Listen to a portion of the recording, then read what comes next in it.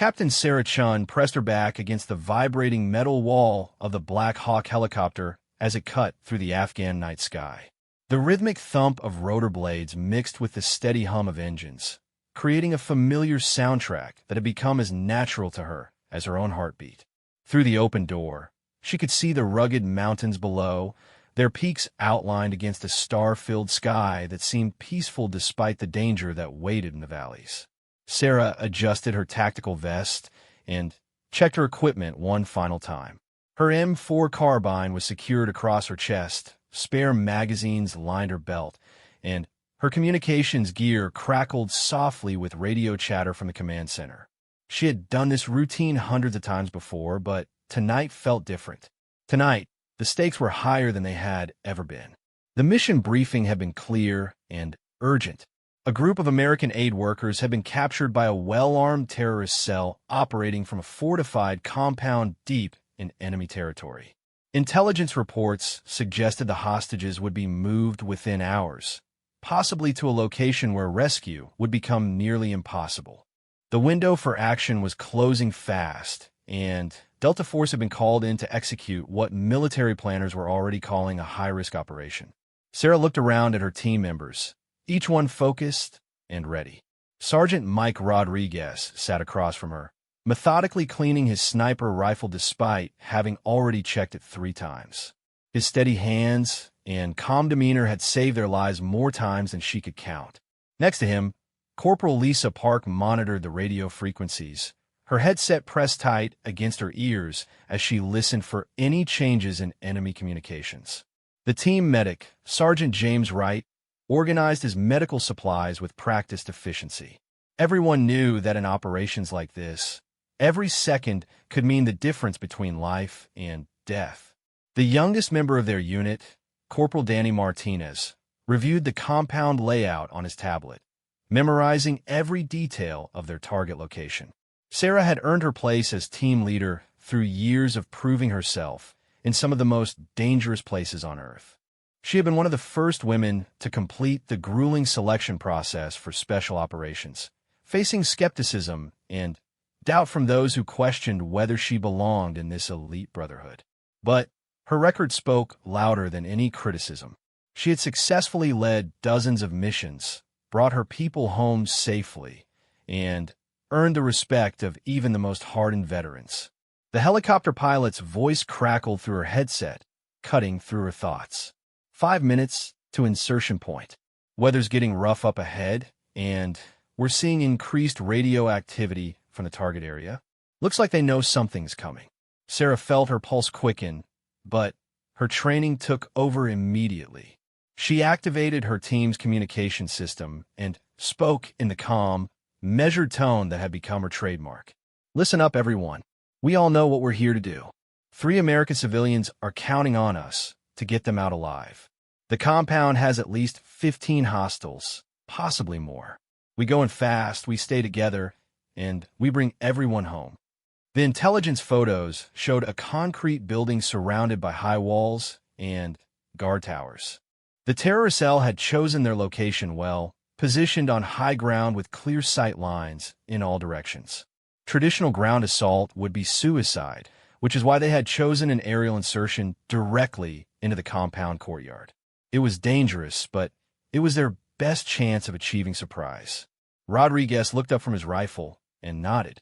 Perimeter guards are using rotating patrols every 20 minutes. If we time this right, we'll have a clear window to get inside before they realize what's happening. Park pulled off her headset and turned to face the team. I'm picking up cell phone communications from inside the building. Sounds like they're planning to move the hostages at dawn. That gives us maybe 4 hours to complete the mission and get out. Sarah felt the helicopter begin to descend as they approached the insertion point. Through the door, she could see the target compound in the distance, its walls illuminated by floodlights that created harsh shadows across the surrounding terrain. The building looked exactly like the photos they had studied, but seeing it in person made the danger feel more real. Wright finished packing his medical kit and secured it to his vest. Hospital's been notified. We might have wounded coming in. Extraction bird will be standing by once we radio that the area is secure. Martinez put away his tablet and checked his explosives kit. As the team's demolitions expert, his job will be to create their exit route if the main entrance became compromised. Charges are ready if we need to make our own door. Just give me 30 seconds notice. The pilot's voice returned, more urgent this time. We've got a problem. Ground radar is lighting us up, and I'm seeing muzzle flashes from the compound. They definitely know we're coming. Recommend we abort and try again tomorrow night. Sarah looked at her team, seeing the same determination in their eyes that she felt in her own heart. The hostages didn't have until tomorrow night. Every hour they waited increased the risk that innocent people would be moved beyond their reach or worse. She made the decision that would define not just this mission, but her entire career. Negative on the abort. We're going in as planned. Take us directly over the compound and hold position for insertion. The helicopter pilot hesitated for a moment, understanding the implications of what she was asking. Flying directly into enemy fire was not standard procedure, and it put both the aircraft and crew at enormous risk. But he also understood that sometimes the mission required extraordinary measures. Copy that, Captain. Beginning final approach. 30 seconds to insertion. Sarah stood and moved toward the open door, her team falling in behind her. The compound grew larger as they approached, and she could see muzzle flashes from multiple positions as defenders opened fire on their aircraft. The distinctive crack of AK-47 rifles mixed with the deeper boom of heavier weapons, creating a deadly symphony that filled the night air. Tracer rounds streaked past the helicopter like deadly fireflies, some passing so close that Sarah could feel the heat as they whistled by.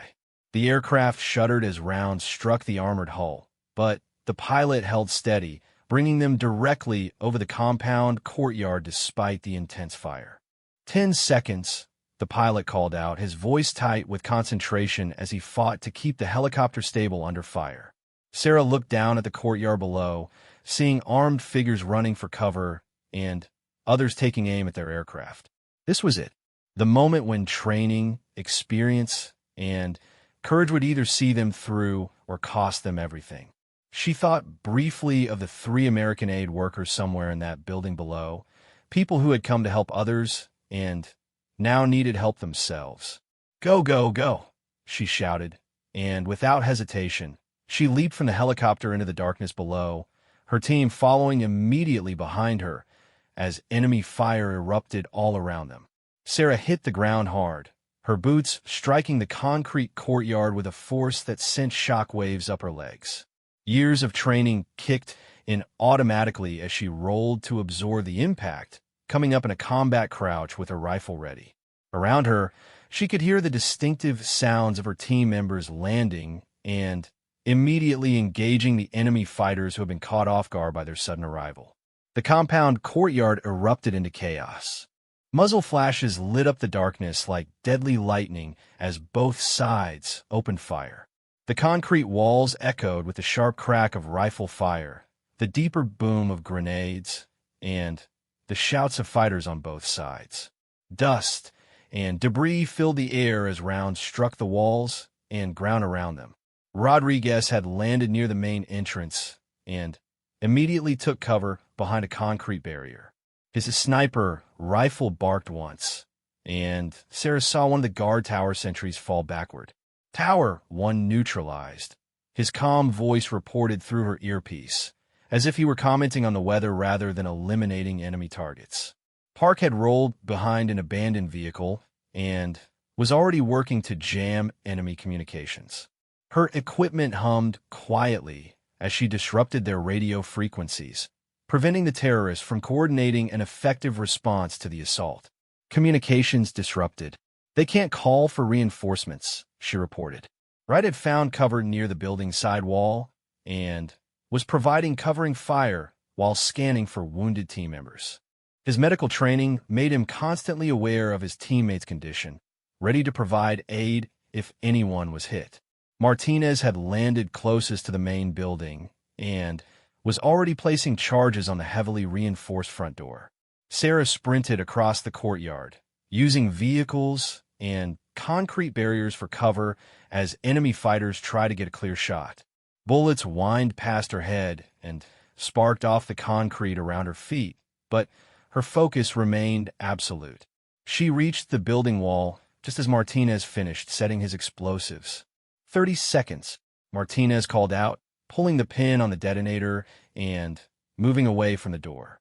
The team took cover behind whatever protection they could find as the countdown began. Sarah used those precious seconds to assess their situation. The courtyard was still under fire from multiple positions, but her team had managed to neutralize several enemy fighters and establish defensive positions. The helicopter had pulled back to a safe distance after taking heavy fire, but she could hear the pilot on the radio confirming he would be ready for immediate extraction once they secured the hostages. The explosion that followed Martinez's charges was both deafening and precise. The reinforced door simply vanished in a cloud of smoke and debris, leaving a perfectly sized opening for the team to enter. Sarah was moving before the dust settled, leading her team into the unknown interior of the terrorist stronghold. The inside of the building was a maze of narrow hallways and small rooms. Emergency lighting cast eerie shadows on concrete walls covered with propaganda posters and weapons storage areas. Sarah could smell gunpowder, unwashed bodies, and the distinctive odor of fear that always seemed to cling to places where violence was common. Intelligence reports had indicated the hostages were being held on the second floor, but getting there meant clearing every room and hallway between their position and the stairs. Sarah signaled for her team to spread out and begin the methodical process of securing each area. Rodriguez took point, his rifle scanning each doorway and corner for threats. His experience as a sniper had given him exceptional awareness of angles and sight lines, making him invaluable in close-quarters combat. Park followed close behind, monitoring radio frequencies for any signs that enemy reinforcements might be approaching the compound. They encountered their first resistance at the end of the main hallway. 3 armed fighters had barricaded themselves behind overturned tables and were firing wildly in their direction. Sarah could hear the panic in their voices as they shouted to each other in Arabic, clearly not prepared for the sudden assault on their supposedly secure position. Wright flanked left while Martinez went right, using their superior training and coordination to outmaneuver the defenders. Within minutes, the hallway was clear, and they were advancing toward the staircase that would take them to the hostages. As they climbed the stairs, Sarah could hear voices from above. One voice was speaking in accented English, demanding answers from someone who was apparently not responding. Her blood ran cold as she realized they might be witnessing an interrogation or worse. "Move faster," she whispered in her microphone, knowing that every second could mean the difference between rescuing living hostages or recovering bodies. The second floor was laid out differently than the ground level, with longer hallways and larger rooms that had probably been used for meetings and planning. Sarah could see light coming from under a door at the far end of the hallway, and voices were definitely coming from that direction. Rodriguez signaled that he could see movement through a partially open door about halfway down the hall. Sarah nodded and indicated that Park and Wright should continue toward the room with the voices while she and the others dealt with this new threat. The next few minutes unfolded with the deadly precision that only came from years of training and combat experience. Rodriguez eliminated the guards in the halfway room with 2 perfectly placed shots while Sarah and Martinez moved to secure the area. At the same time, Park and Wright reached the room where the hostages were being held. Through her earpiece, Sarah heard Wright's voice, tight with controlled anger. "I've got eyes on 3 American civilians. 2 men, 1 woman. They appear to be injured, but alive. For hostiles in the room with them." Sarah felt a surge of relief mixed with renewed urgency. The hostages were alive, but they were still in immediate danger. The mission was far from over. "How do you want to handle this?" Wright asked, his voice barely audible even through the advanced communication system. Sarah closed her eyes for a moment, running through the tactical options in her mind. The room where the hostages were held had only one entrance, which meant any assault would have to be direct and overwhelming. The risk to the civilians was enormous, but leaving them in enemy hands was not an option. We go in simultaneously from multiple angles. Right? You take the door. Park. Find a window if there's one. Rodriguez, can you get a clean shot from the hallway? Rodriguez had already moved to a position where he could see into the room through the partially open door. I can see 2 targets clearly. The other 2 are using the hostages as cover. Sarah felt the familiar weight of command, responsibility settling on her shoulders. Every decision she made in the next few minutes would determine whether innocent people lived or died. The terrorists were clearly desperate and would not hesitate to kill their captives if they felt cornered. "Wait for my signal," she whispered, moving into position near the door. Through the crack, she could see one of the American hostages, a middle-aged man whose face showed the strain of captivity, but whose eyes still held determination. She met his gaze for a brief moment and saw him give an almost imperceptible nod, as if he understood what was about to happen.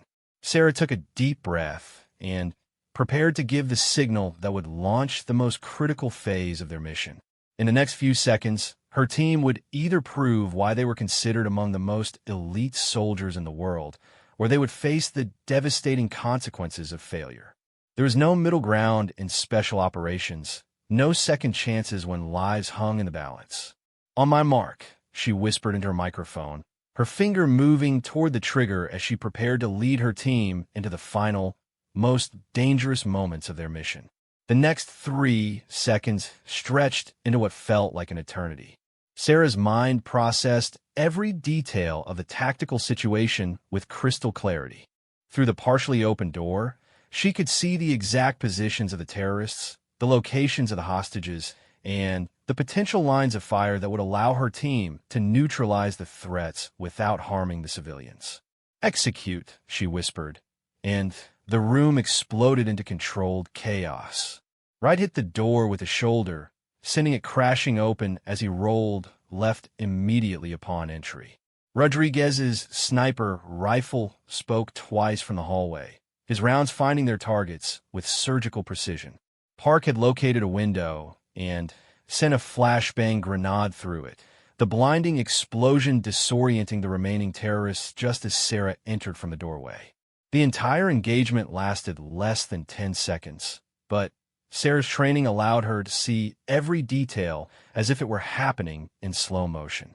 She watched Wright roll to cover behind an overturned table while simultaneously drawing his sidearm. Rodriguez's first shot eliminated the terrorist who had been standing near the window, while his second round dropped the fighter who had been shouting orders in Arabic. Sarah herself engaged the terrorist who had been using one of the female hostages as a human shield. It was the most difficult shot of her career, requiring her to place a round within inches of an innocent civilian while moving at full speed through a doorway filled with smoke and debris from the flashbang explosion. Her bullet found its mark, and the terrorist fell backward, his weapon clattering across the concrete floor. The fourth and final enemy fighter had been stunned by the flashbang and was struggling to bring his rifle to bear when Park's precise shot ended the threat permanently. "Room secure," Wright reported, already moving toward the hostages to assess their condition. All 4 tangos neutralized, beginning medical assessment of the civilians. Sarah felt a wave of relief wash over her, but she knew the mission was far from complete. They still had to get the hostages out of the building, across the compound, and to the extraction point while potentially fighting their way through whatever enemy forces remained in the area. The 3 American aid workers were in rough condition, but conscious and alert. The woman, who introduced herself as Dr. Jennifer Adams, had medical training and had been caring for her fellow captives throughout their ordeal. The 2 men, relief workers named Michael Harrison and David Kim, had minor injuries but were able to walk. "How many more of them are in this building?" Sarah asked Dr. Adams as Wright began treating their injuries. "We saw at least 6 others earlier today, but some of them left a few hours ago. They were arguing about whether to move us tonight or wait until morning," Dr. Adams replied, her voice steady despite everything she had been through. Sarah nodded and activated her radio. "Command, this is Delta One. We have secured 3 packages, all alive and mobile. Beginning extraction to primary landing zone." The response came immediately. "Roger, Delta One. Be advised, we're monitoring increased radio chatter from the surrounding area. Multiple vehicles moving toward your position. Estimate 15 to 20 additional hostiles inbound." Sarah felt her stomach tighten. The explosion that had breached the building's front door, combined with the firefight in the courtyard, had obviously alerted other terrorist cells in the region. They were about to face a much larger force than originally anticipated. "How long until extraction?" she asked. 15 minutes minimum. Pilot needs to refuel and rearm after taking damage from ground fire." 15 minutes might as well have been 15 hours if they were facing a coordinated assault from multiple directions. Sarah looked at her team and saw the same determination in their eyes that had carried them through countless impossible situations. They would find a way to hold their position and protect the civilians no matter what it took. "Martinez, I need you to rig the staircase with explosives. Make it impossible for anyone to follow us up here. Rodriguez, find a position where you can cover the courtyard. Park, get back on those communications and see if you can disrupt their coordination." Wright had finished his assessment of the hostages and reported that while they were dehydrated and had some minor injuries, all 3 were capable of moving under their own power. "They'll need medical attention, but nothing that can't wait until we get them to safety." Sarah moved to the window and looked out over the compound. In the distance, she could see vehicle headlights approaching from multiple directions. The enemy was bringing everything they had to bear on this location, probably hoping to overwhelm her small team through sheer numbers. Rodriguez had found an excellent position in a corner room where he could see most of the compound's approaches. His sniper rifle was already trained on the main gate, waiting for the first enemy vehicles to come into range. "I count at least 4 vehicles, probably more behind them. Could be looking at 40 or 50 hostiles total." Martinez's explosives work on the staircase would buy them time, but not much. Eventually, the enemy would find another way up to the second floor, and her team's ammunition wouldn't last forever against such overwhelming numbers. That's when Sarah made the decision that would be talked about in special operations circles for years to come. Instead of waiting for the enemy to come to them, she would take the fight directly to their attackers, using the one advantage her team possessed: superior training and tactics. "Change of plans," she announced. "We're not waiting for extraction up here. We're going to fight our way to the primary landing zone and hold it until the bird arrives." Wright looked at her with concern. "Captain, that's over 200 meters of open ground with minimal cover. And we've got civilians to protect." Sarah had already considered these factors. "The hostages stay here with Wright. The rest of us create a corridor and secure the landing zone. Once the helicopter arrives, we provide covering fire while Wright brings them out." It was an audacious plan that violated several principles of special operations tactics. Splitting her force, leaving the hostages with minimal protection, and advancing across open ground against a superior enemy force were all exactly the kind of decisions that training manuals warned against. But Sarah had learned that sometimes the impossible plan was the only one that had any chance of success. The enemy would expect them to defend from inside the building or try to escape quietly. They would not expect a frontal assault by 4 special operations soldiers against their entire force. Rodriguez slung his sniper rifle and picked up an automatic weapon from one of the fallen terrorists. "I'm with you, Captain. Let's go ruin their day." Park finished her work on the communications equipment and turned to face Sarah. Their coordination is completely disrupted. They're basically operating blind now. Martinez completed his work on the staircase and checked his remaining explosives. Charges are set. Any uninvited guests coming up those stairs are going to have a very bad surprise. Sarah looked at Wright and the 3 civilians they had risked everything to rescue. "Hold this position. Do not come out until you hear the extraction bird landing, no matter what happens down there." Dr. Adams stepped forward and grabbed Sarah's arm. "You saved our lives. Don't throw yours away trying to get us out of here. Sarah smiled grimly. Ma'am, this is what we do, and we're very good at it. With that, Sarah led Rodriguez Park and Martinez back down the stairs, stepping carefully over the explosive charges that now blocked pursuit from below. They moved through the building's ground floor like ghosts, their movements coordinated through years of training and combat experience. As they approached the building's exit, Sarah could hear the rumble of enemy vehicles entering the compound. Through the destroyed doorway, she could see muzzle flashes as the attackers spread out and began taking positions around the courtyard. Sarah took a deep breath and checked her weapon one final time. In the next few minutes, she and her team would either demonstrate why Special Operations Forces were considered the most elite soldiers in the world, or they would make the ultimate sacrifice in service of their mission and their country. Ready? She asked, looking at each of her team members. Their simultaneous ready was quiet but filled with absolute determination. Sarah stepped through the doorway and into the night, her rifle already seeking targets as she began the most important fight of her military career.